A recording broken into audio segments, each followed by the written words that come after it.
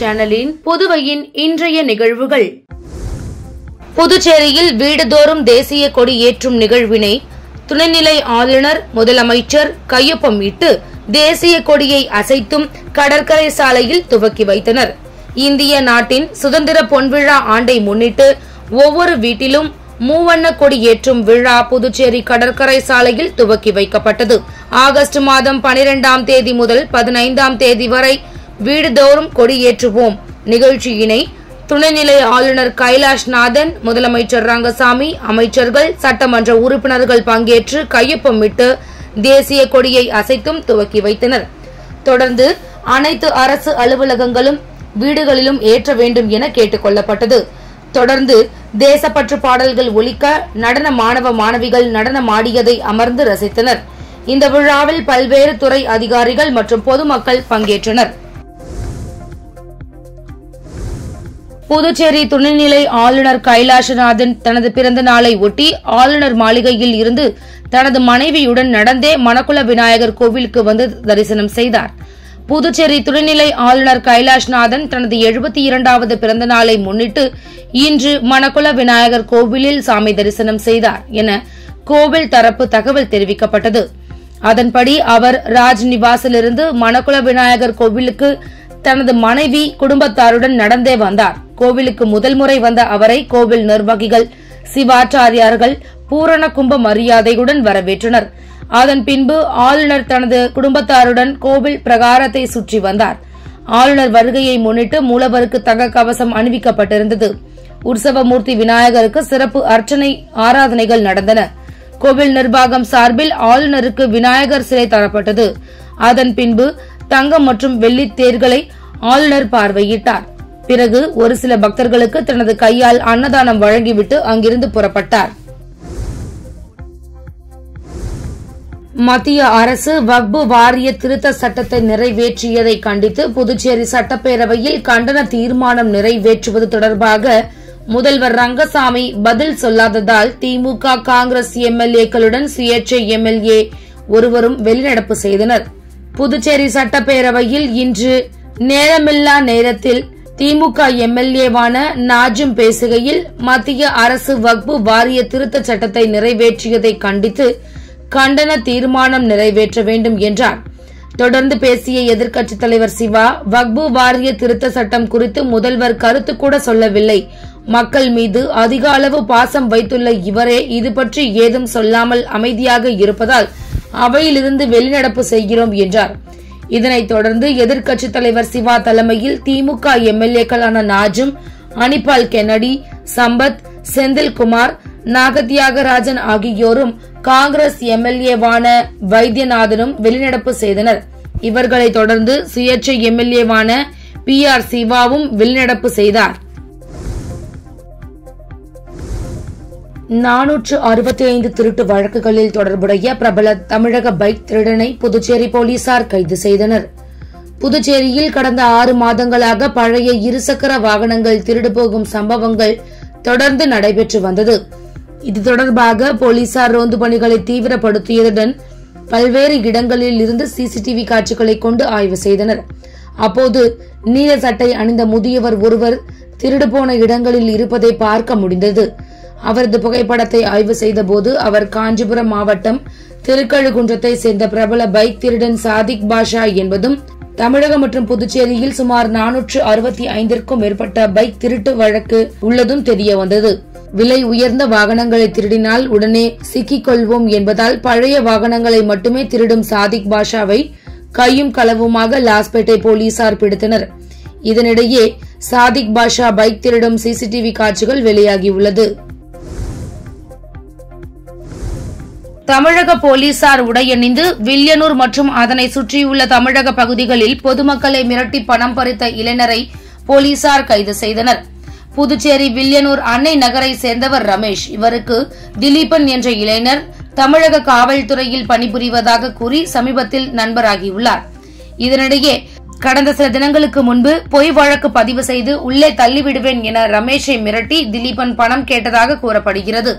இது தொடர்பாக ரமேஷ் வில்லியனூர் காவல் நிலையத்தில் அளித்த புகாரின் பேரில் போலீசார் ரகசியமாக திலீபனின் நடவடிக்கைகளை கண்காணித்து வந்தனர். அப்போது அவர் தமிழக காவல்துறையை சேர்ந்தவர் இல்லை என்பது தெரிய வந்தது. இதனைத் தொடர்ந்து திலீபனை போலீசார் காவல் நிலையம் அழைத்து வந்து விசாரணை மேற்கொண்டனர்.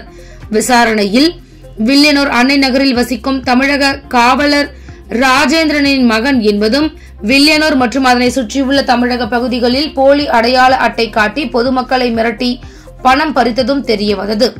இதனைத் தொடர்ந்து திலீபனை கைது செய்த போலீசார் அவரிடம் இருந்து போலி அடையாள அட்டையை பறிமுதல் செய்தனர். பின்னர் நீதிமன்றத்தில் ஆஜர்படுத்தி மத்திய காலாப்பட்டு சிறையில் அடைத்தனர். புதுச்சேரிக்கு மாநில அந்தஸ்து தேவை என மத்திய அரசை வலியுறுத்தும் தனிநபர் தீர்மானங்கள் அரசு தீர்மானமாக இன்று பேரவையில் நிறைவேற்றப்பட்டது. புதுச்சேரிக்கு மாநில அந்தஸ்து வழங்க வேண்டும் என்று எதிர்க்கட்சித் தலைவர் சிவா, திமுக எம்எல்ஏக்கள் நாஜிம், செந்தில்குமார், அரசுக்கு ஆதரவான சுயேட்சை எம்எல்ஏவான நேரு ஆகியோர் தனி உறுப்பினர் தீர்மானங்களை பேரவையில் இன்று கொண்டு வந்தனர். இதனைத் தொடர்ந்து பேசிய முதல்வர் ரங்கசாமி, புதுச்சேரி மாநில அந்தஸ்து வேண்டும், அதை பெற்றே தீர வேண்டும். இது தொடர்பாக பிரதமர், உள்துறை அமைச்சர், நிதி அமைச்சர் ஆகியோரை டெல்லிக்கே சென்று நேரில் சந்தித்து வலியுறுத்துவோம். நாடாளுமன்ற உறுப்பினர்களிடம் வேண்டுகோள் வைப்போம். மாநில அந்தஸ்தை பெற்றே தீர்வோம். அதற்காக இந்த தீர்மானத்தை அரசு தீர்மானமாக நிறைவேற்ற வேண்டும் என்றார். இதனை அடுத்து மாநில அந்தஸ்து கோரும் தீர்மானம் அரசு தீர்மானமாக நிறைவேற்றப்பட்டது. ஏகமனதாக நிறைவேற்றப்பட்ட இந்த தீர்மானம் மத்திய அரசிற்கு அனுப்பி வைக்கப்படுவதாக பேரவைத் தலைவர் செல்வம் தெரிவித்தார். இந்த தீர்மானம் பேரவையில் 15வது முறையாக நிறைவேற்றப்பட்டுள்ளது என்பது குறிப்பிடத்தக்கது. பவர் ஏஜென்ட் என கூறி 30 லட்சம் மோசடி, நிலத்தரகர் மீது வழக்கு பதிவு செய்து நடவடிக்கை எடுக்க வேண்டும் என நீதிமன்ற உத்தரவு.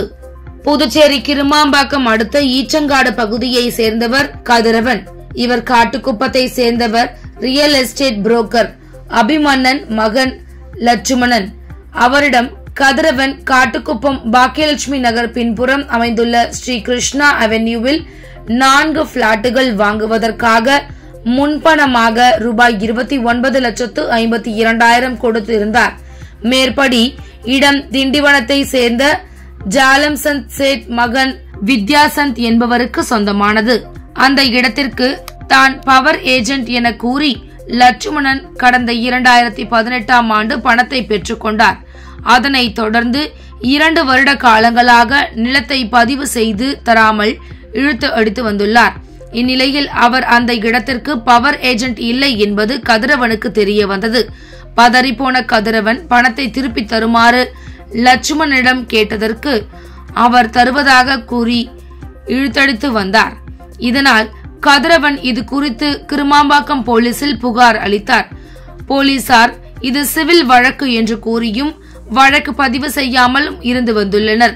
இதில் 2 லட்சம் ரூபாய் செக் மூலமும் மீதியை 27,52,000 ரொக்கமாகவும் கொடுத்துள்ளதால் முழு பணத்தை பெற்றுக் கொண்டதற்கு அவர் எழுதி கொடுத்த டாக்குமெண்ட் இருப்பதாலும் தனக்கு தருவதாக சொல்லிய இடத்திற்கு தான் பவர் ஏஜென்ட் என்று கூறி மோசடி இருப்பதாலும் இது கிரிமினல் வழக்காகும் என்று கூறி நீதிமன்றத்தில் வழக்கு தொடர்ந்தார்.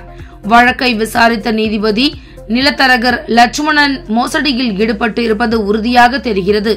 எனவே இந்த புகார் குறித்து உரிய விசாரணை நடத்தி வழக்கு பதிவு செய்து தர வேண்டும் என்று கிருமாம்பாக்கம் காவல் நிலைய ஆய்வாளருக்கு உத்தரவு பிறப்பித்துள்ளார். அதன் பேரில் இன்று போலீசார் விசாரணை நடத்தினர். விசாரணையில் லட்சுமணன் மோசடியில் ஈடுபட்டது உறுதியானதை அடுத்து அவர் மீது கிருமாம்பாக்கம் போலீசார் வழக்கு பதிவு செய்து அவரிடம் விசாரணை நடத்தி வருகின்றனர். அப்ரூவல் இல்லாத மனைகளுக்கு போலி அப்ரூவல் சான்றிதழை தயாரித்து மோசடியில் ஈடுபட்ட முகேஷ் என்பவரை காரைக்கால் போலீசார் கைது செய்தனர்.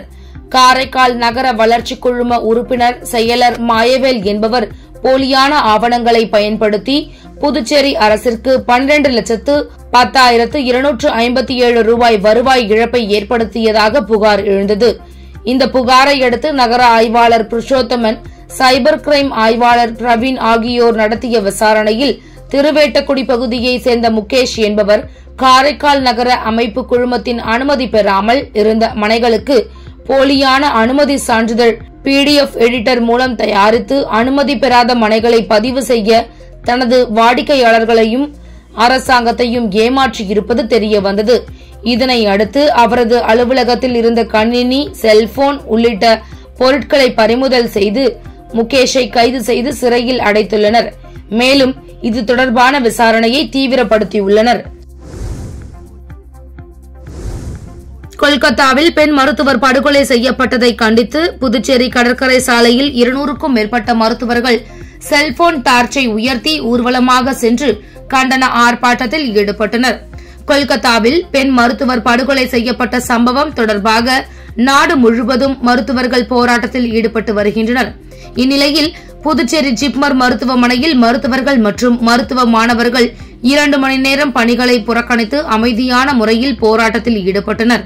அதனைத் தொடர்ந்து நேற்று மாலை புதுச்சேரியில் உள்ள அனைத்து மருத்துவக் கல்லூரி மாணவர்கள் மற்றும் மருத்துவர்கள் என 200க்கும் மேற்பட்டோர் கொல்கத்தா பெண் மருத்துவர் படுகொலைக்கு கண்டனம் தெரிவித்தும் கடற்கரை சாலையில் கையில் செல்போன் டார்ச் விளக்கை உயர்த்தியும் ஊர்வலமாக சென்றனர்.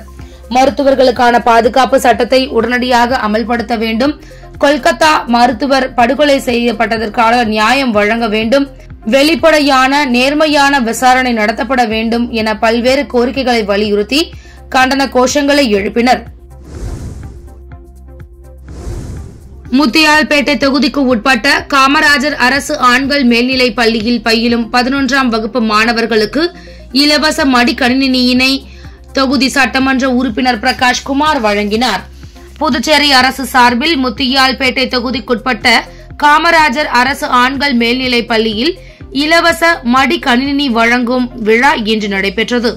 விழாவில் தொகுதி சட்டமன்ற உறுப்பினர் பிரகாஷ்குமார் கலந்து கொண்டு 11ஆம் வகுப்பு பயிலும் 45 மாணவர்களுக்கு இலவச மடிக்கணினியினை வழங்கி சிறப்பித்தார்.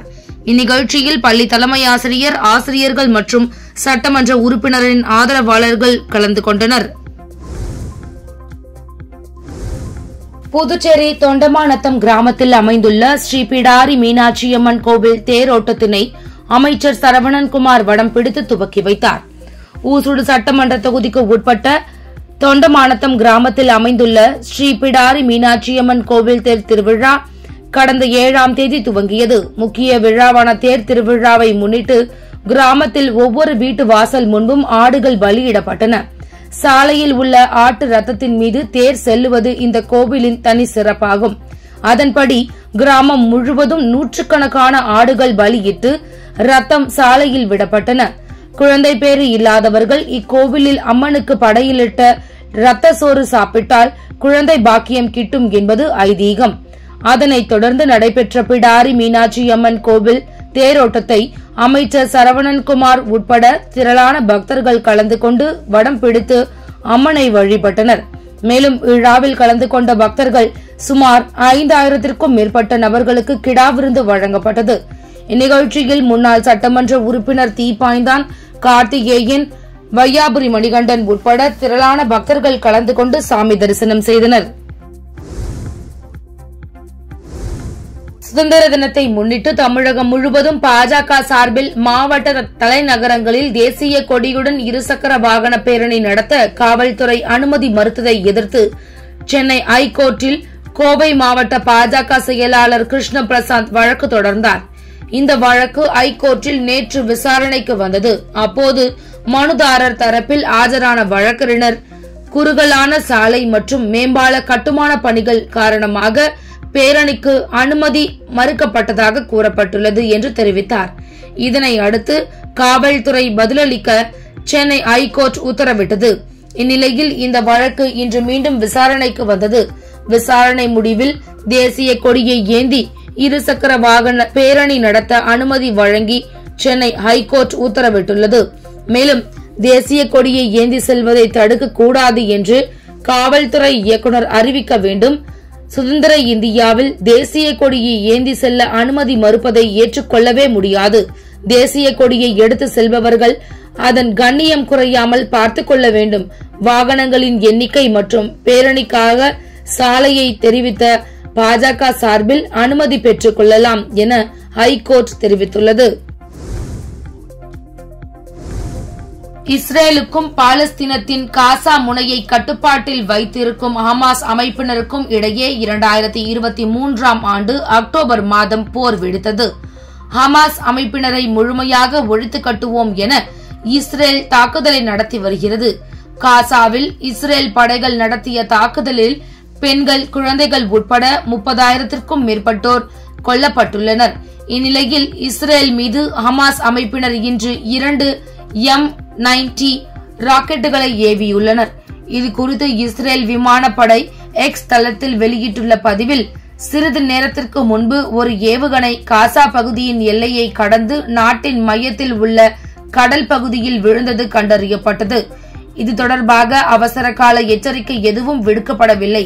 மேலும் இஸ்ரேலுக்குள் நுழையாத மற்றொரு ஏவுகணையையும் கண்டறியப்பட்டுள்ளது என்று தெரிவிக்கப்பட்டுள்ளது. அமெரிக்காவின் சின்சினாட்டி நகரில் சின்சினாட்டி டென்னிஸ் தொடர் நடைபெற்று வருகிறது. இதில் முன்னணி வீரர்கள் பங்கேற்று விளையாடி வருகின்றனர். இந்த தொடரில் நேற்று நடைபெற்ற ஆண்கள் ஒற்றையர் பிரிவின் முதல் சுற்று ஆட்டம் ஒன்றில் அமெரிக்காவின் டாமி பால் இத்தாலியின் பிளேவியோ கொபோலியுடன் மோதினார். இந்த ஆட்டத்தில் சிறப்பாக செயல்பட்ட பிளேவியோ கொபோலி 6-2, 4-6, 7-5 என்ற செட் கணக்கில் டாமி பாலை வீழ்த்தினார். அதிர்ச்சி தோல்வியை கண்ட டாமி பால் முதல் சுற்றுடன் வெளியேறினார். இத்துடன் சக்தி சேனலின் புதுவையின் இன்றைய நிகழ்வுகள் முடிவடைகின்றன.